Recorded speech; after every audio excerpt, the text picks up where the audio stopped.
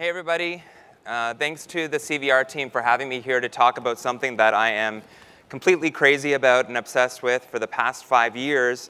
And it's because 5 years ago, I began a journey to test a hypothesis that I thought the world was going to be all screens. Our floor a screen, our table a screen, our bed a screen, our fridge a screen, everything was screens. This is what I thought.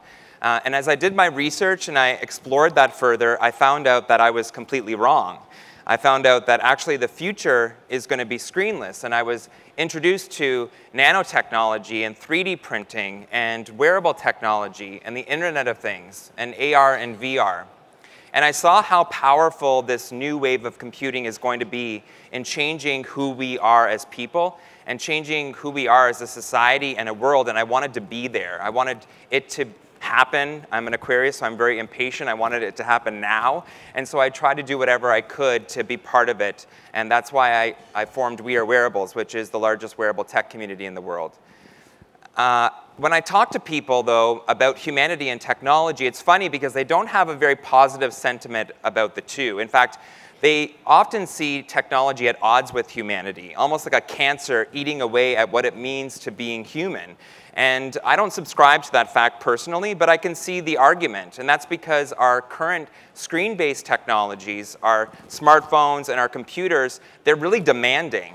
They require us to choose between a virtual moment or a present one in the real world. We can't be here and in the virtual world at the same time. And also, our current technology, it's just not smart enough for us right now. We end up picking up the slack. We have to feed our virtual world. And for the past decade, we've been creating a virtual world, sometimes at the cost of living in this present one. And I see this new wave of computing, wearable technology, as being unfettered from screens and allowing for us to coexist in the virtual world and the real world at the same time. And I think that's going to help us reconnect to ourselves, reconnect to each other, and even reconnect to a higher power. And that's what I'm going to talk about today. But before we can talk about this, we need to ask ourselves what it means to be human. Is being human what we are at birth, naked and vulnerable, unshaped by our experiences, our languages, the world around us? Or is being human what we become, molded by our identities, which are shaped by the stories that we're told, and by the experiences that we have that are made in part by the tools that we have access to? Tools like technology? Well, I argue the latter. Augmentation is innately human. And in fact, since our caveman days, we have been inventing and utilizing technology to further our species forward. We've created clothing to protect our bodies from the elements. We've created stone-carved daggers to hunt and kill our food. And obviously, in today's world, we're no longer using stone-carved daggers, at least not people I know. The tools of today are smartphones, they're tablets, they're computers, and they're pushing our species forward. And IoT and wearable technology, including augmented reality and virtual reality, will continue this path towards our eventual evolution. So if you know anything about me, all I talk about, I live and I dream in wearable technology. Like I said, it happened 5 years ago, and it's really because I saw this. I saw and strongly believe that wearable technology plays a critical role in our human evolution. But beyond that, I believe that wearables will make us superhuman. I think they're going to help us connect in ways that we've never thought we're able to connect before. And I think it's going to challenge our traditional notions around humanity and even reality. And it's going to cause us to see that there is no separation between humanity and technology, that they're one and the same, and that humanity requires technology to exist in its current form. But, of course, this is hard to see right now when we are blaming technology for feeling more separated and alone and disconnected than ever before. And of course we are blaming technology because we're on our smartphones messaging instead of talking to the people around us. We're Instagramming our food instead of enjoying the meal. We're living for the check-in or the Snapchat filter instead of soaking in the moment. We're choosing between a virtual moment or a real-life one. But this doesn't have to do with the tools. Tools are not good or bad. It's really about the user. But I think it also speaks to the fact that the user and the technology, there's a separation gap between the two. And this separation gap has always existed with technology. Our relationship with technology has mostly been a separate one since we began with large computers in rooms that we visited and then left. Those got miniaturized to desktops and laptops, but even then, they just get placed in an office or a room and we leave them behind.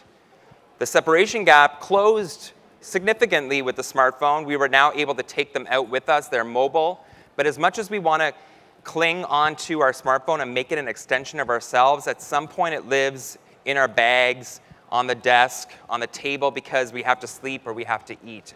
It really can't be a part of us.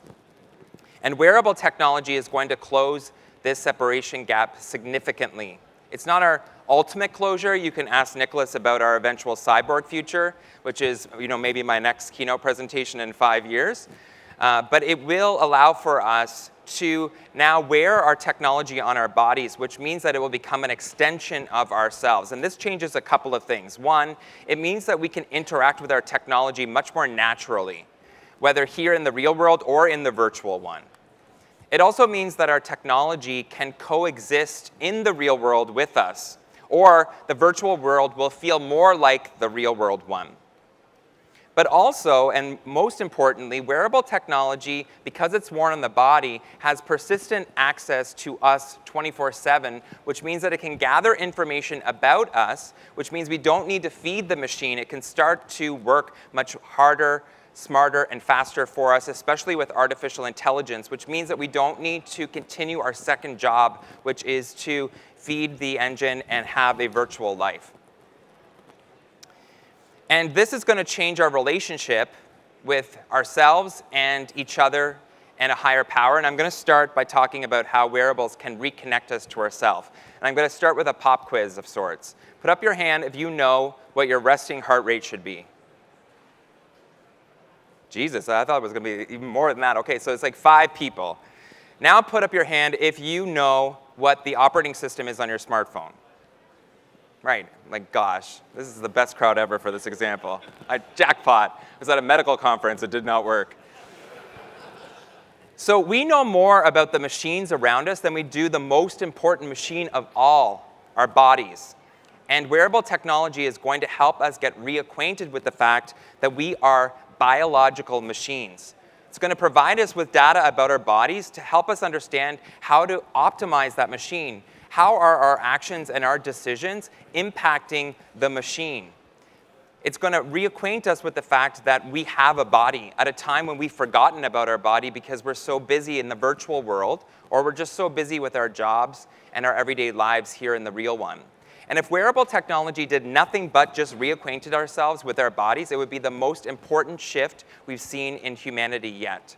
Tools that are once only available in the doctor's office or in the hospital are being democratized to the masses, and it's all started with a step. And if you've been in wearable technology long enough, you're probably sick of the step and the accelerometer and the motion sensor, but there's still a long way to go. There's still a lot more adoption with the step. And why is it important to start with the step? Because the step is a safe, fun, and easy metric for people. They don't need to Google what their resting heart rate is. They know what a step is. There's not as much fear associated with a step. There's also not a lot of liability associated with a step. If you're 5 or 10 steps off, you're probably not going to sue the company.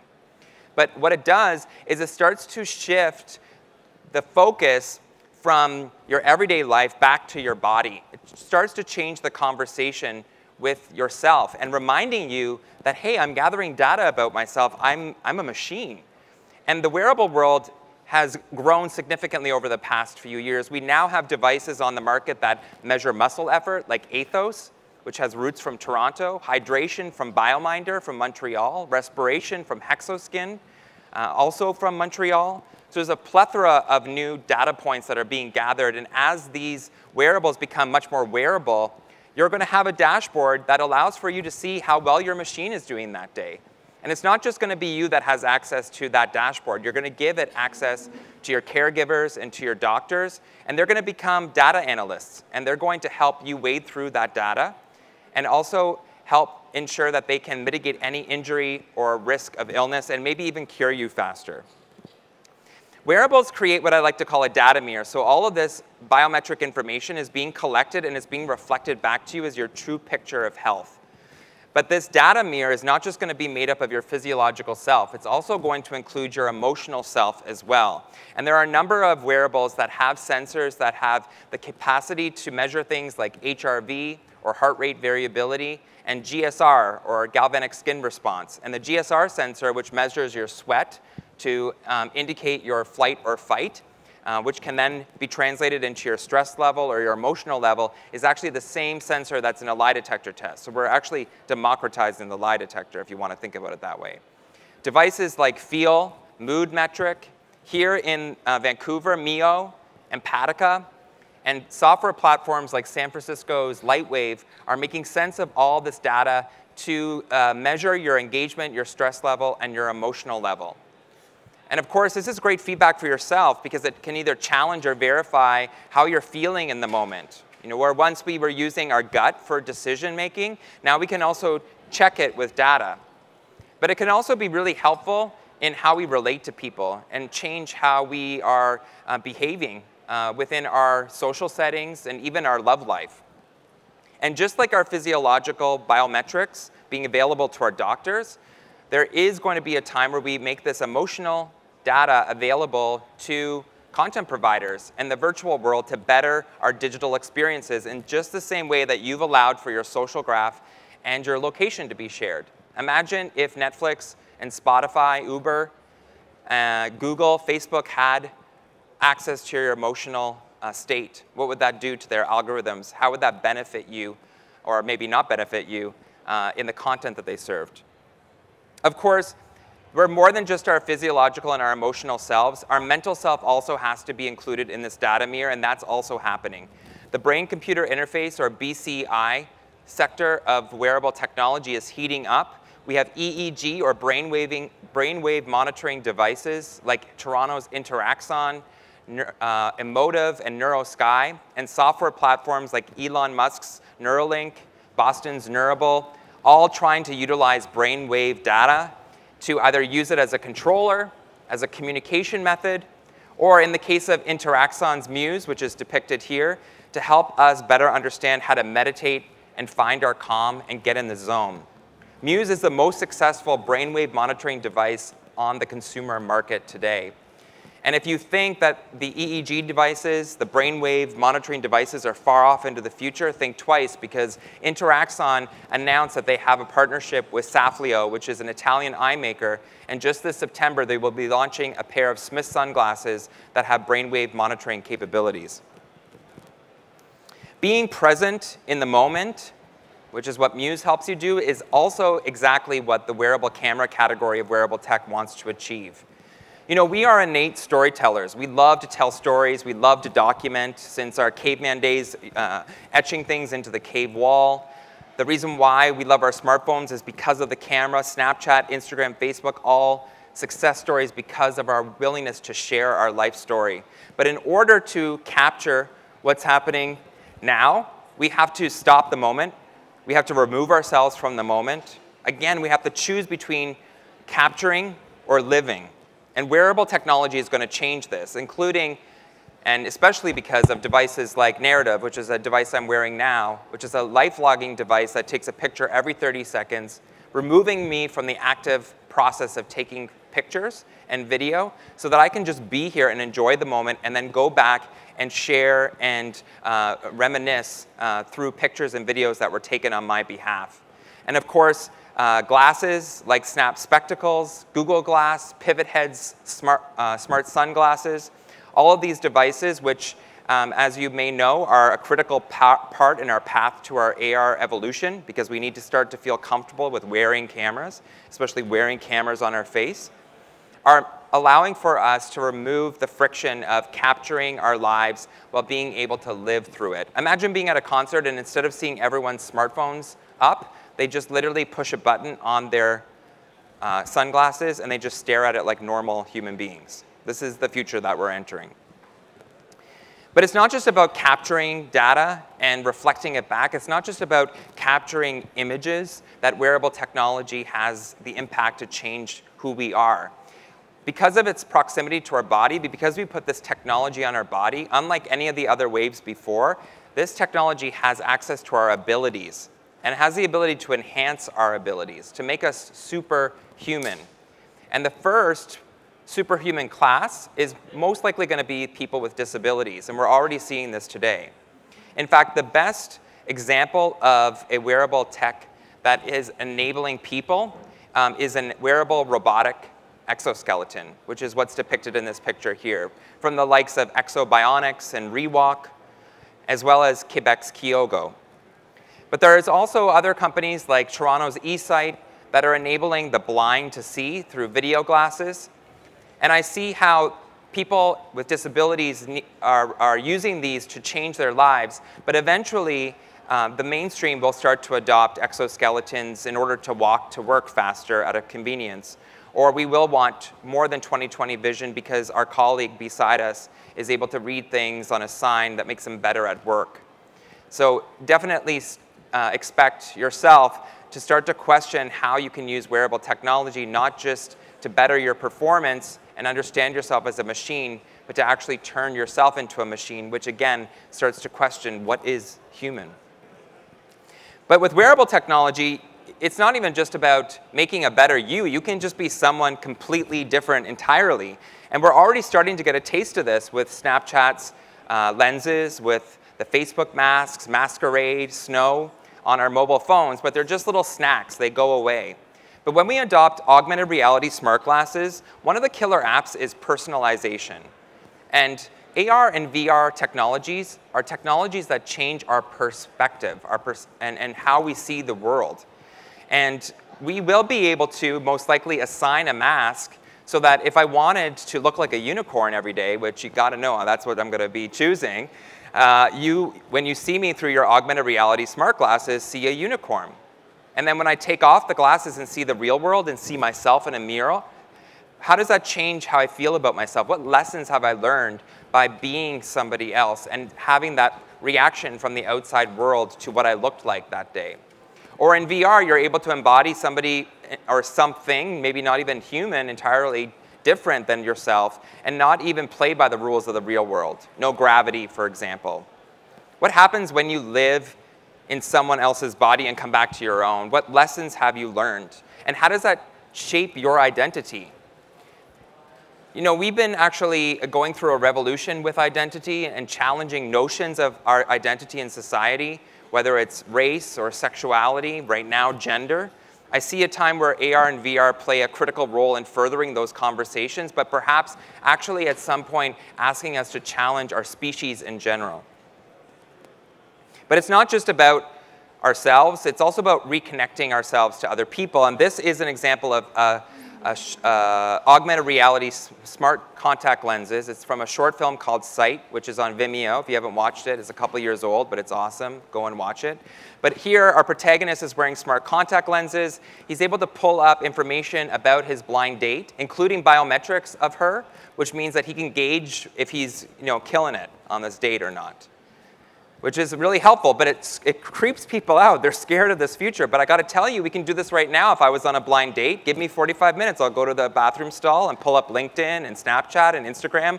I'll cyber stalk the heck out of you, and I'll come back with 10 questions and just kill the date if you're still there after 45 minutes. The immediacy of this information at eye level in our sight is what's going to change everything. And I see this making no more strangers. I see this when you go up to someone that you don't know, you know them. You have 5 things now that you can break the ice. We don't connect with one another because we're shy. We don't have the confidence. Why? Because we don't know how to start that conversation. It's like double dutch. You just keep watching the ropes, but you want to get in. But as soon as you get in, it's worth it. And so I see augmented reality smart glasses providing you with the information that you need to break the ice and have a more deep, meaningful conversation a lot quicker than what we're doing now. And of course, our technology already allows for us to connect without having to be in the same space, but it feels a little cold. It doesn't feel human, right? Facebook Spaces launched last month. It's touted as a killer app for virtual reality. Why? Because now we're able to be in the same space with a body, a face, hands. As this gets more and more real, we're going to feel like we're in the same place with one another, which means that we're going to be able to connect. You know, HoloLens team has already shown that they can bring a hologram in, like Will.i.am way back on CNN during an election, if you recall, where you can have somebody from another location be in the same place with you by looking at it through the HoloLens device. I could be at home giving this keynote, you could be here in real life, we could all be in virtual reality and not actually be at a convention center that has a physical place in the world. These are the scenarios that are going to be happening, and it's going to make us feel closer together. But I also see how wearable technology is going to allow for us to usher in new forms of communication. In this case, literally allowing us to wear our heart on our sleeves. And there's no better example of this than Sensory from San Francisco, who have created a GUR mood sweater that has GSR sensors on the palm of your hands, and then a cowl of the sweater lit up with LEDs that change based on your emotional state. Blue, you're calm, red, you're nervous. That's great for the wearer. I can look down and see that I'm getting nervous, maybe take a deep breath, try to bring myself back down to blue. But imagine how that changes how you interact with one another, especially here at a networking event. You know, maybe you are blue, you're just naturally calm, and you go seek out the reds to see if you can change their color. Or as you're talking to someone, you can see the color change so that you know you're making them agitated, nervous, angry, so you adjust how you're talking to them. This type of wearable technology is going to make us wholly accountable for how we are interacting with one another. But I also see how we have the ability to learn a body Morse code. And if you have a chance to watch David Eagleman's TED Talk on the Sensory vest, where he has created a vest that translates verbal communication into haptic feedback to allow for the deaf to be able to listen through the haptic feedback as to what's being said. You'll understand that because this tech has access to our body, we have the potential of learning this body Morse code, of using haptics to allow for us to know what's going on without any verbal communication, without any looking down at screens. And I thought I saw the beginning of this in Apple Watch's Digital Touch. I thought perhaps we would see Apple nurture this type of new language, just like we saw in mobile T9, SMS, emoji.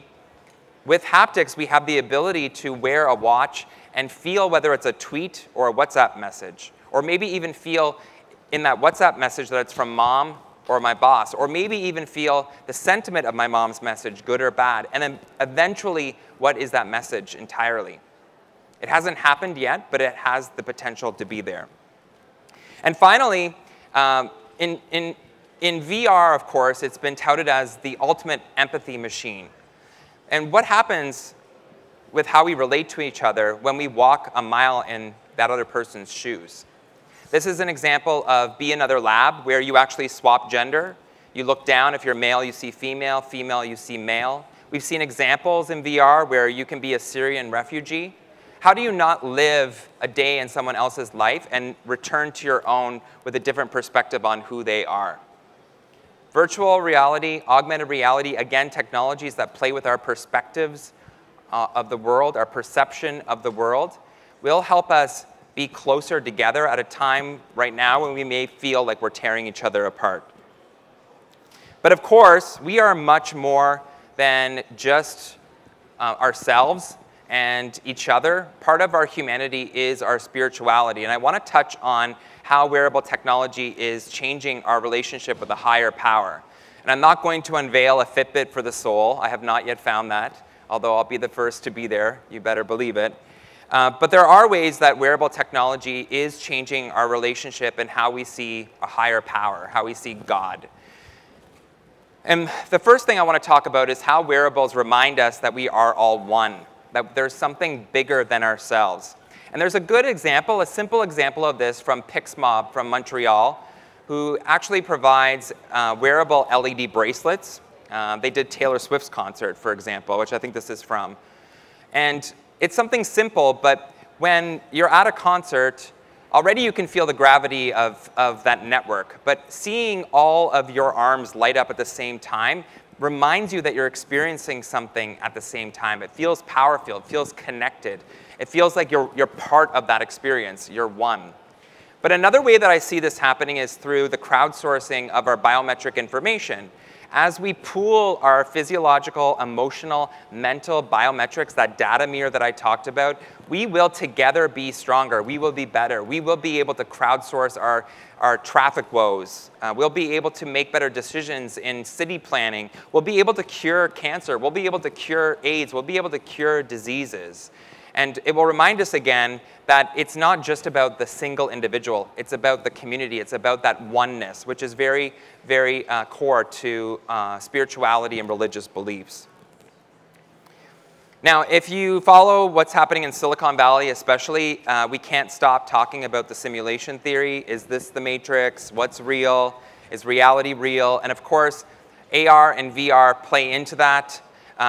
You know, right now, virtual reality, it doesn't look real, although I've had some great conversations about does it even need to look real? It just needs to feel real.